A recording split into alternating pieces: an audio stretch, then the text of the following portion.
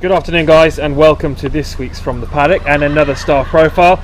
This week we are with Louis Robey. Hello, guys. Louis, to start off, just give us a quick bit of background as to why and how you've ended up in your position here as stallion manager and assistant stud manager at Kitchwin. Well, I came here as stallion manager. Previously, I've been working at Eliza Park, and Patnack Farm is where I started off in Australia. And I came here nearly 2 years ago as stallion manager, and ended up getting involved in quite a few different areas around the farm. And then about nearly 6 months ago I got handed the reins as assistant stud manager, and it's great for me. It just gets me involved in plenty of different aspects, from the stallions to the weaning to the bedding, yearlings.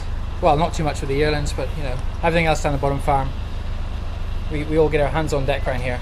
Okay, and as you see, do a bit of weaning here. So horses have always been part of your life. Did you ever envisage doing anything else other than horses? Well, no, not really, to be honest. From day one, I've grown up with horses. I've grown up on a sport horse, a show jumping stud, where we produced young show jumpers, and I was always hunting and breaking, always involved with young horses. And then when I moved to Australia, the reason I came over here was to work in a cattle station and learn the Australian way of breaking.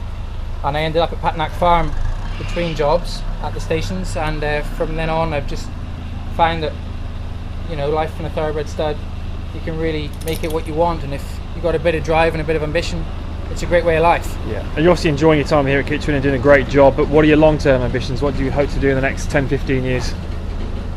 Well, for now we're just concentrating on what's in front of me. I suppose my 5-year plan is definitely push as hard as I can here at Kitchwin and get Kitchwin on the map as one of the strong up and coming studs of the hunter, which is what it's got the potential to be. So yeah, for now just keep working hard, keep my head down. Okay. Who's been the biggest influence on your career? I don't think I've got one main influence. There's been a couple from day one. I've grown up with some great horsemen back home, and then since I moved to Australia, I've been lucky enough to work with and work for some great horsemen. Okay. I mean, starting off Mick Malone, a few mates of mine at Patnack taught me their Aussie way of breaking, which I picked up tips as I've went along. I worked in Kimberley's with a guy called Tony Churchill, who ran the breaking down at Eliza Park. Yeah, fantastic horseman, and taught me most of what I'm doing now. Okay. But I've always just tried to pick up different parts and different pieces from different people and put it all together to get a good end result. Yeah, well, here we go then. A few quick fire questions. What was the last song you downloaded? The last one was, I think, Lover, You Don't Treat Me No Good No More. Okay, and remember this is meant to be quick fire, okay? Nice and quick. Perfect. What's your favourite restaurant in Australia? The Meat and Wine Company. Okay. People have said you're not much of a fisherman, but where's the best spot to waste a day in search of fish? Well, I let people think I'm not a great fisherman, so they don't follow me to my secret spots. But yeah, I think Foster and Tuncurry, that's where the flathead are. Okay. And we live right in the base of the Barrington Tops here, which if you get in amongst the locals, they can show you the best fishing spots, and it's God's country up there. Okay, well, you keep working on that one. What was the last book you read? The Black Caviar biography, actually, which I've only just started. Okay, why would you be reading that? Well, just to touch up on her. I mean, yeah, don't know much about the big Equine girl. Superstar and all that. Marmite or Vegemite? Vegemite. Last film you watched? A Beautiful Mind, last night, Russell Crowe. Went on far too late. Okay. Tell us something about you that only you know. Well, most people get confused about the heritage.